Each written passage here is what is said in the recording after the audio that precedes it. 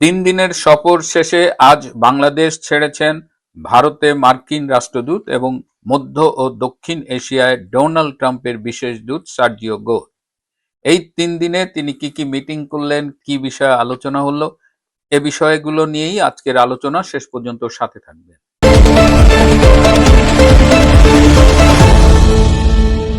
প্রিয় বন্ধুরা, প্রীতি, সালাম এবং শুভেচ্ছা নেবেন।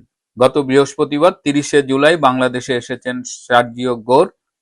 তিনি প্রথমে মিটিং করেছেন আমাদের পররাষ্ট্রমন্ত্রী ডক্টর খলিলুর রহমানের সাথে। সেই মিটিংয়ে প্রধানমন্ত্রীর পররাষ্ট্র বিষয়ক উপদেষ্টা মিস্টার হুমায়ুন কবিরও ছিলেন।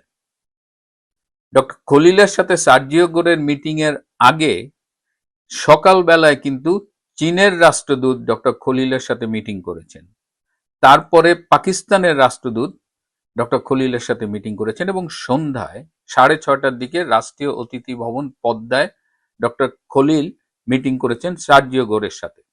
চীনের রাষ্ট্রদূত সকালে মিটিং করে বলেছেন যে কোনো কারণে আমেরিকা যদি রোহিঙ্গাদের জন্য ফান্ডিং বন্ধ করে দেয় তাহলে চীন ওই অ্যামাউন্টটা ফান্ড করবে।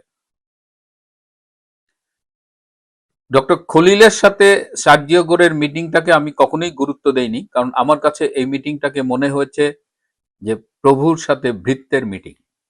এই মিটিংটির শুরুতেই সার্জিও গোর বলেছেন যে এই যে সম্প্রতি চায়নার সাথে যে এমওইউ গুলো সাইন করা হয়েছে, চায়নার সাথে যে করিডোর নিয়ে আলোচনা করা হয়েছে, সবকিছু বাতিল করতে হবে। এবং ডক্টর খলিল বলেছেন ওকে, এখন থেকে এগুলো ডিপ ফ্রিজে চলে গেল। একদম ডিপ ফ্রিজ শব্দ দুটো তিনি ইউজ করেছেন। ইন্টারেস্টিংলি এই মিটিং এর পরে একটা ডিনার এবং একটা কালচারাল প্রোগ্রাম হওয়ার কথা ছিল। ডিনারটা প্রথমে প্ল্যান ছিল যে পদ্মাতেই হবে। পরবর্তীতে যে নাম্বার অফ অ্যাটেন্ডেন্স এত বেশি হয়ে গেছে যে সেখানে সেটা পরে শিফট করে চীন মৈত্রী আন্তর্জাতিক সম্মেলন কেন্দ্রে নেওয়া হয়েছে। কিন্তু শেষ মুহূর্তে এই ডিনার এবং কালচারাল মিটিংটা বন্ধ করা হয়। আমি দুদিন আগে ফেসবুকে বলেছিলাম যে সার্জিও গোরের যে স্কেজুল সেটা ব্যাপক ওলটপালট হচ্ছে, ডিনার স্থগিত হয়ে গেছে। তখন দেখলাম দু একজন মন্তব্য করেছিলেন যে আমি গুজব ছড়াচ্ছি। যারা এই মন্তব্যগুলো করেন তারা কি আসলেই বাস্তব কোনো খবর খোঁজ নিয়ে মন্তব্যগুলো করেন, নাকি আমি যা বলবো তার বিরোধিতা করতে হবে? কেন এই ডিনার ক্যান্সেল হয়েছে? এই ডিনারে 282 জন আমন্ত্রিত অতিথি ছিলেন এবং তার মধ্যে ডক্টর ইউনূসের প্রত্যেকটা উপদেষ্টা ছিলেন যারা বাংলাদেশে আছে, ইনক্লুডিং ডক্টর ইউনূস। তো এটি ক্ষুব্ধ করেছে সার্জিও গোরকে। সার্জিও গোর জানতে চেয়েছেন যে বর্তমান সরকার কি ডক্টর ইউনূস সরকারের এক্সটেনশন কিনা, ডক্টর ইউনূসের প্রত্যেকটা উপদেষ্টা কেন এখানে আসবে, including doctor Yunus. Doctor Yunus 5 মিনিটের জন্য হলেও সার্জিও গোরের সাথে মিটিং করবার জন্য এমন কোনো চেষ্টা নাই যে সে করে নাই। এর জন্য সে সর্বোচ্চ চেষ্টা করেও ব্যর্থ হয়েছে এবং শেষমেশ সে ধারণা করেছিল যে অন্তত ডিনারে তো সার্জিও গোরের সাথে দেখা হবে এবং সার্জিও গোরের সাথে একটা ছবি ইউনূস সেন্টারের জন্য, ইউনূস গং এর জন্য খুব দরকার ছিল। কিন্তু সার্জিও গোর সচেতনভাবে ডক্টর ইউনূসকে এড়িয়ে গেছে। ডক্টর ইউনূস আমেরিকার পাপেট যারা বলেন, তিনি বর্তমান প্রশাসনের পাপেট নয়। তিনি ডেমোক্রেটদের কারো কারো খাতিরের লোক হতে পারে, কিন্তু বর্তমান ট্রাম্প প্রশাসনে তার অবস্থা খুব বেশি ভালো না। তো ডক্টর খলিল পরবর্তীতে আপনারা দেখেছেন যে সংবাদ সম্মেলনে তাকে যে প্রশ্নই করা হয়েছে যে এই আলোচনা হয়েছে না, এই আলোচনা হয়েছে না, ওই আলোচনা হয়েছে না, কিন্তু তিনি যে যতক্ষণ মিটিং করেছেন প্রচন্ড ধমকের ভেতরে ছিলেন এবং তিনি জি হুজুর করছি করছি করছি। এবং সেখানে হুমায়ুন কবির বলেছেন যে সেখানে আওয়ামী লীগ নিয়ে আলোচনা হয়নি, আওয়ামী লীগ নাকি অপ্রাসঙ্গিক। ওই মিটিং এ কি আওয়ামী লীগ নিয়ে আসলে আলোচনা হবার কথা? ডক্টর খলিল কিংবা হুমায়ুন কবির এরা কারা? আওয়ামী লীগের রাজনৈতিক নিষেধাজ্ঞা থাকবে কিনা কার্যক্রমের উপরে সেই সিদ্ধান্ত দেবার ক্ষমতা কি খলিল বা হুমায়ুন কবিরের আছে? সার্জিও গোরের কি এই বোধটুকু নেই যে এখানে আলোচনাগুলো হয় না? আওয়ামী লীগের সাবের হোসেন চৌধুরীর সাথে সার্জিও গোরের মিটিং হয়েছে রেডিসন ব্লুতে, গতকাল মিটিং হয়েছে এবং মিটিং এর পর সাবের হোসেন চৌধুরী রাতটা ওই হোটেলেই কাটিয়েছেন।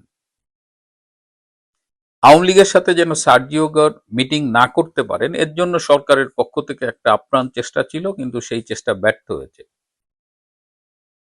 সাবের হোসেন চৌধুরীর সাথে যে আলোচনা হয়েছে তার একটি উল্লেখযোগ্য অংশ হলো, সাবের হোসেন চৌধুরী বলেছেন যে আওয়ামী লীগ মানেই শেখ হাসিনা এবং আওয়ামী লীগের সকল কর্মী নেতা সবাই শেখ হাসিনার নেতৃত্বে ঐক্যবদ্ধ এবং যে কোনো সময়ের চাইতেও বর্তমানে তৃণমূলের আওয়ামী লীগ অনেক বেশি শক্তিশালী। এই পরিস্থিতিতে শেখ হাসিনাকে বাদ দিয়ে বিকল্প কোনো আওয়ামী লীগ বা রিফাইন্ড আওয়ামী লীগ চিন্তা করাটা একটা অবাস্তব চিন্তা এবং সেটা কখনোই ফলপ্রসূ হবে না। সাবের হোসেন চৌধুরী এটাও বলেন যে আমি ব্যক্তিগতভাবে শেখ হাসিনার সাথে এক টেবিলে ভাত খেয়েছি, তার সাথে কাজ করেছি এবং আমি জানি যে তিনি মানুষ হিসেবে কত মহান এবং নেতা হিসেবে কত ভালো, এবং বর্তমানে শেখ হাসিনার নেতৃত্বে আওয়ামী লীগ ঐক্যবদ্ধ। এই আওয়ামী লীগের কার্যক্রমের যে উপর যে নিষেধাজ্ঞা সেটি যদি প্রত্যাহার না করা হয়, আওয়ামী লীগকে যদি রাজনীতি করতে না দেওয়া হয়, তাহলে বাংলাদেশে যে অস্থিতিশীলতার সৃষ্টি হবে এবং তার পরিণতিতে বাংলাদেশ আগামীতে হয়তো আফগানিস্তান বা সিরিয়ার মতো একটি অস্থিতিশীল দেশে পরিণত হবে। এবং বর্তমানে শেখ হাসিনাকে বাদ দিয়ে আওয়ামী লীগকে বাদ দিয়ে যদি রাজনীতির চেষ্টা করা হয়, তাহলে এই দেশ আগামী ৩০ থেকে ৫০ বছরে আর স্থিতিশীল হবে না। সার্জিও গোরের সাথে ভারতের রাষ্ট্রদূত দীনেশ ত্রিবেদীর মিটিং হয়েছে। সকালে সার্জিও গোর গতকাল আমেরিকান এম্বাসিতে তিনি সাংবাদিকদের সাথে মিটিং করেছেন। তিনি বর্তমান আইনমন্ত্রী মিস্টার আসাদের সাথে মিটিং করেছেন।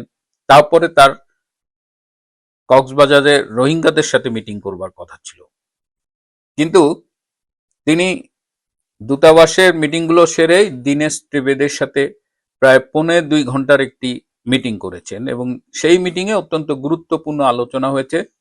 আপনারা জানেন যে আমেরিকা এবং ভারতের মধ্যে যে বাণিজ্য চুক্তিটি সব ফাইনাল হওয়ার পরেও ভারত সাইন করেনি, এর অন্যতম কারণ হলো বাংলাদেশ ইস্যুতে আমেরিকা এবং ভারতের এখনো সব বিষয়ে মতানৈক্য প্রতিষ্ঠিত হয়নি। সো গতকালকের মিটিংয়ে মূলত ইন্দো প্যাসিফিক রিজিয়নের সিকিউরিটি নিয়ে আলোচনা হয়েছে এবং সার্জিও গোর মেনেছেন যে তারা মিয়ানমারকে নিয়ে যেভাবে ভাবছেন করিডোর করবেন, ফ্লোটিং ব্রিজ করবেন, এই জায়গা থেকে তারা সরে আসতে চান। তারা ভারতের সাথে মিলেমিশে এই মিয়ানমার ইস্যুতে ডিল করতে চান। এছাড়া বাংলাদেশ ইস্যুতেও দীনেশ ত্রিবেদীর সাথে সার্জিও গোরের আলোচনা হয়েছে এবং যেটি আমরা প্রায় বলি যে ভারতের চোখে বাংলাদেশকে দেখতে চায় আমেরিকা, অনেকটা সেই লক্ষ্যেই আলোচনা হয়েছে। এই মিটিং এর পরে গতকালই দীনেশ ত্রিবেদী দিল্লির উদ্দেশ্যে ঢাকা ত্যাগ করেছেন। একটা ইন্টারেস্টিং মিটিং এর কথা আপনাদের বলি। সার্জিও গোর গতকাল সকালে আমেরিকান এম্বাসিতে মিটিং করেছেন। তো সেখানে যারা মিটিং করেছেন দাঁড়িয়ে কথা বলেছেন এবং তাদের বলা ছিল যে সার্জিও গোরের সাথে হ্যান্ডশেক করা যাবে না। ন্যাচারালি হেলথ পারপাজে হয়তো এই সতর্কতা। তো সেখানে সার্জিও গোর আলাপ প্রসঙ্গে সার্জিও গোরকে অনেক প্রশংসা করা হয়েছে, বলা হয়েছে। সার্জিও গোরের ব্যাকগ্রাউন্ড আপনারা জানেন, তার বয়স অ্যারাউন্ড 39। তিনি জর্জ ওয়াশিংটন ইউনিভার্সিটিতে পড়েছেন পলিটিক্যাল সায়েন্স এবং ইন্টারন্যাশনাল অ্যাফেয়ার্সে এবং তিনি একজন সফল ব্যবসায়ী, ট্রাম্পের অত্যন্ত ঘনিষ্ঠ। তো তাকে বলা হয়েছে যে ট্রাম্প একটা খুব ভালো ডিসিশন নিয়েছে যে সার্জিও গোরের মতো একজন কোয়ালিফাইড পার্সনকে এশিয়া এবং সাউথ এশিয়া এবং সেন্ট্রাল এশিয়ার দায়িত্ব দিয়েছে, ইন্ডিয়ার রাষ্ট্রদূত হিসেবে পাঠিয়েছে। তো তাকে তিনি বলেছেন যে বর্তমানে বাংলাদেশে যে অবস্থা চলছে তাতে এখানে স্থিতিশীলতা, রাজনৈতিক স্থিতিশীলতা, সামাজিক স্থিতিশীলতা এগুলো নেই। ফলশ্রুতিতে এই অঞ্চলে বিনিয়োগ করাটা অনেকটাই ঝুঁকিপূর্ণ। এমনকি যারা অলরেডি বিনিয়োগ করেছেন তারাও কিন্তু তাদের বিনিয়োগ নিয়ে শঙ্কিত।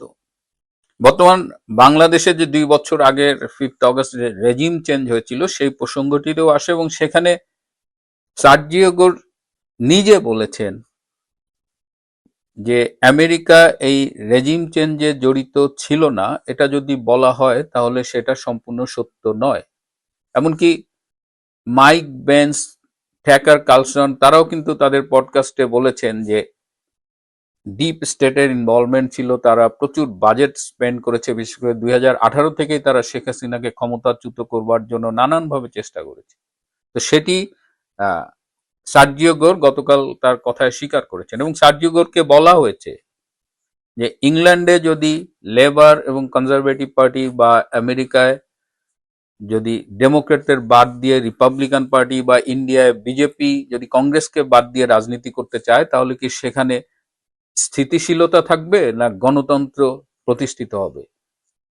সার্জিও গোর স্বীকার করেছেন যে সেক্ষেত্রে অবশ্যই গণতন্ত্র চাপের মুখে পড়বে। তখন তাকে বলা হয় যে বাংলাদেশে যে দুটো রাজনৈতিক দল আছে, আওয়ামী লীগ এবং অ্যান্টি আওয়ামী লীগ, তখন সার্জিও গোর বলেন, আবার একটু বলুন তো রাজনৈতিক দলগুলোর নাম।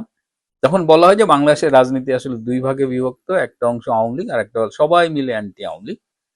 তো আওয়ামী লীগকে বাদ দিয়ে যদি বাংলাদেশে রাজনৈতিক স্থিতিশীলতার কথা ভাবা হয়, তাহলে সেটা কি আসলেই সম্ভব কিনা। এবং সেখানেও সার্জিও গোর এগ্রি করেন যে সেক্ষেত্রেও বাংলাদেশের ডেমোক্রেসি চাপের মধ্যে পড়বে, এবং এই পরিস্থিতিতে এখানে কে বিনিয়োগ করতে আসবে।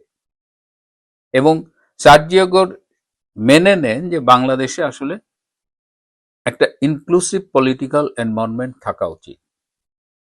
এবং এই যার কথা বললাম তার সাথে কথা বলে সার্জিও গোর এতটাই প্লিজ রয়েছে যে তিনি হ্যান্ডশেক করবার জন্য হাত বাড়িয়ে দিয়েছিলেন। তখন এই লোকটি বলেছেন যে আমাদের তো হ্যান্ডশেক করতে মানা করেছে। তো তিনি তখন নিজেই হাত বাড়িয়ে হ্যান্ডশেক করে পিঠ চাপড়ে দিয়ে তার সাথে সেখানে যে দূতাবাসের অন্য কর্মকর্তা ছিলেন, একজন বাঙালি তরুণী, তাকে বলেছেন যে ওর ডিটেলস রেখে দাও, ওর সাথে আমাদের মাঝে মধ্যে যোগাযোগ করতে হবে। এই হলো সার্জিও গোরের মিটিং। সর্বশেষ তিনি প্রধানমন্ত্রী তারেক রহমানের সাথে মিটিং করেছে, 45 মিনিটের মতো মিটিং। সেখানে 20 মিনিট মোটামুটি একতরফা ভাবে সার্জিও গোর কথা বলেছেন, এবং সেই মিটিং থেকে 3টি ফোন কল করা হয়েছে। সার্জিও গোর করেছেন, একটা ফোন কল করেছেন ট্রাম্পকে, আরেকটা করেছেন পররাষ্ট্রমন্ত্রী মার্কো রুবিওকে, আরেকজন করেছেন ব্যবসায়ী, আমেরিকান ব্যবসায়ী, যিনি বাংলাদেশ আমেরিকার চেম্বারের সম্ভবত প্রেসিডেন্ট। সেখানে Tarique Rahman yes sir, yes sir, yes sir করেছেন। সুতরাং এই টোটাল সার্জিও গড়, এবং পরবর্তীতে তিনি যে রোহিঙ্গাদের সাথে দেখা করতে গেছেন দীনেশ ত্রিবেদীর মিটিং এর পরে, তার যাওয়ার কথা ছিল মিলিটারি এয়ারক্রাফটে, কিন্তু শেষ মুহূর্তে তিনি মিলিটারি এয়ারক্রাফটে যাননি। তিনি স্বাচ্ছন্দ্য বোধ করেননি, এবং ইউএস বাংলার একটা প্লেন তারা চার্টার করে তারা কক্সবাজারে গিয়েছেন, এবং কক্সবাজারে সেই পেকুয়া উপজেলায় গিয়েছেন, যেখানে বর্তমানে প্রয়াত মোস্তফা মাঝির একটা হোটেল ছিল, এবং আমি আপনাদের অনেকবার এই পেকুয়া বাজারের কথা বলেছি। তো সব মিলিয়ে সরকারের প্রতি কিন্তু সার্জিও গোরের খুব স্পেসিফিক মেসেজ ছিল, লাইক আইনের শাসনের ঘাটতি। আইনমন্ত্রীকে তো আইসিটি নিয়ে কথা বলা হয়েছে, বাংলাদেশের এই বিচারহীনতা, মব জাস্টিস, সব কিছু কিন্তু আইন মন্ত্রীর সাথে আলোচনা হয়েছে। চীনের বিনিয়োগ, এই দেশে চীনের তৎপরতা, সবকিছু নিয়ে তাদের ক্ষোভ জানিয়ে গেছে, এবং খলিল কথা দিয়েছেন যে চীনের সাথে তারা এই সব এমওইউ বাতিল করবেন। এই সফরের মধ্য দিয়ে তারেক রহমানের সরকার কিন্তু ব্যাপকভাবে চাপে পড়লো, এবং আওয়ামী লীগ ও আমেরিকার সম্পর্ক যে উন্নত হচ্ছে, যেটা আমি দিল্লিতে গিয়েও শুনে এসেছিলাম, সেটি এই সফরেও কিন্তু আরো স্টাবলিশড হলো। অত্যন্ত অন্তরঙ্গ পরিবেশে তিনি সাবের হোসেন চৌধুরীর সাথে মিটিং করেছেন, সংবাদকর্মীদের সাথে মিটিং করেছেন। তিনি নিজে শুনেছেন কিভাবে কোনো দলের সাথে সম্পৃক্ত না হওয়া সত্ত্বেও সাংবাদিকরা ক্ষতিগ্রস্ত হয়েছেন, তাদের বাবাকে জেলে নেওয়া হয়েছে, তাদের ব্যবসা প্রতিষ্ঠান ভেঙে দেওয়া হয়েছে। একটি বিদেশি পত্রিকার বাংলাদেশ প্রতিনিধি, যিনি নিজেও বাংলাদেশি নন, তিনি বলেছেন যে 5ই আগস্টের পর থেকে তিনি যদি কোনো সংবাদ পাঠাতে চান, তাহলে বাংলাদেশের একটা বিশেষ জায়গার অ্যাপ্রুভাল নিয়ে তাকে সংবাদ পাঠাতে হয়।